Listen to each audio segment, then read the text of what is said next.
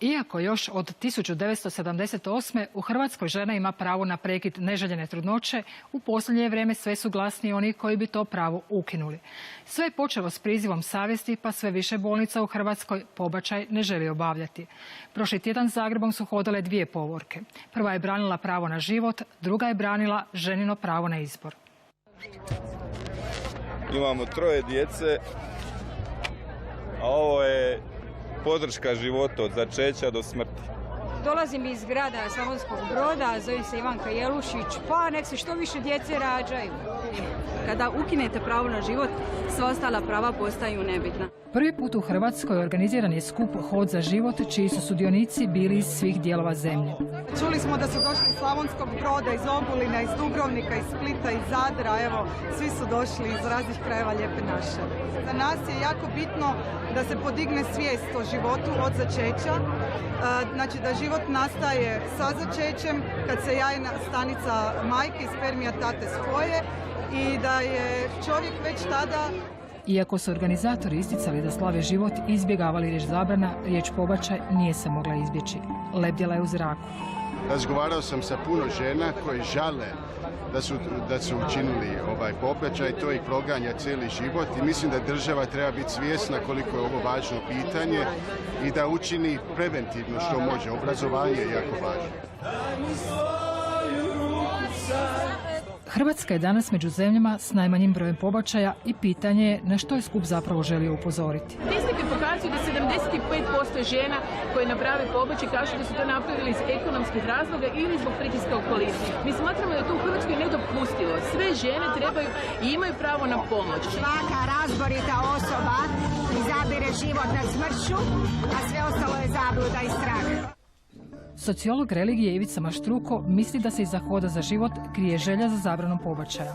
Zapravo u osnovi to nije dobra poruka. Jer ako pogledamo, da tako kažem, vjersku orijentaciju čitave vlade, pa i samoga premijera, i poznate su i njegove veze i veze njegovih savjetnika sa institucijom, sa Opus Dei, ta poruka nosi u sebi zapravo jednu poruku da iza toga stoji stvarno crkva kao institucija. Osim toga, vjerujem da ni sam premijer pa ni njegova supruga ne bi u nekakvim sličnim manifestacijama da su u Kanadi u tome učestvovali.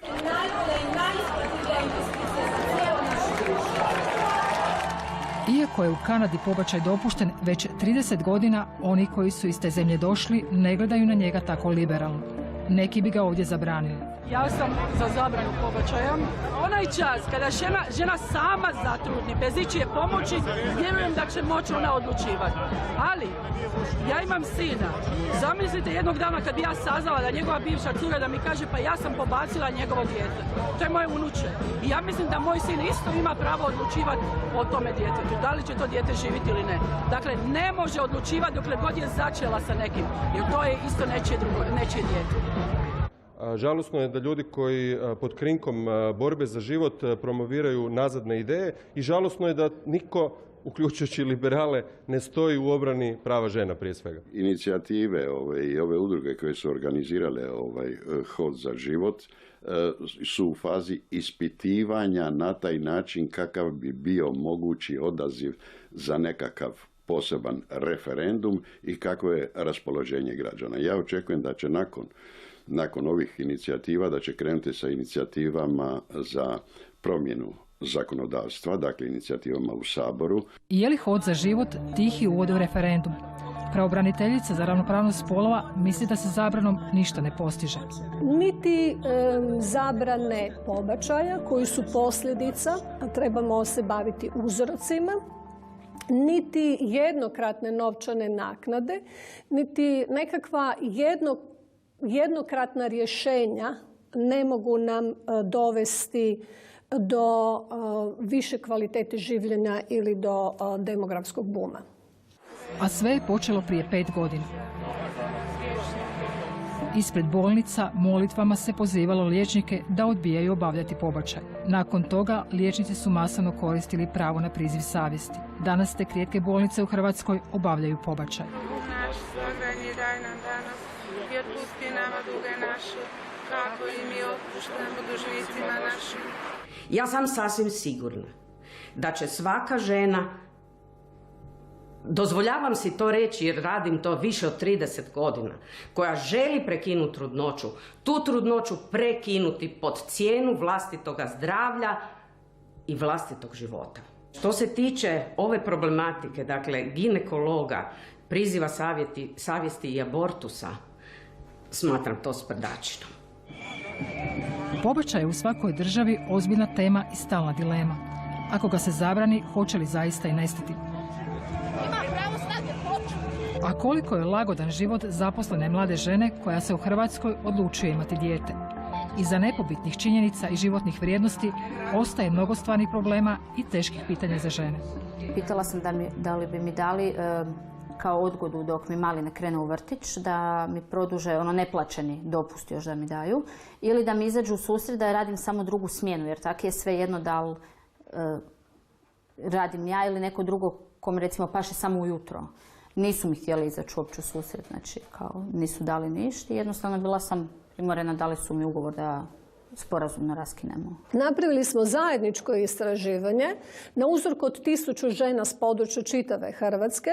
Dakle, tražili smo iskustvo žena koje su u vrijeme trudnoće bile u radnom odnosu i koje su imale djecu do 2 godine starosti. Dakle, kako se ponašao poslodavac prema njima kada su se vratile sa rodiljnog na tržište rada u svoje radno okruženje.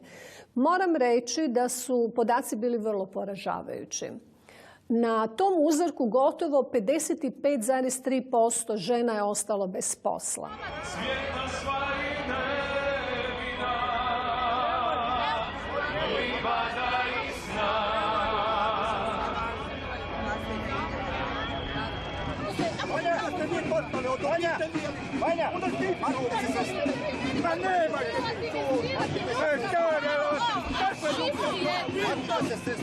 Hoće li pitanje pobačaja doći na referendum i što bi se njime postiglo?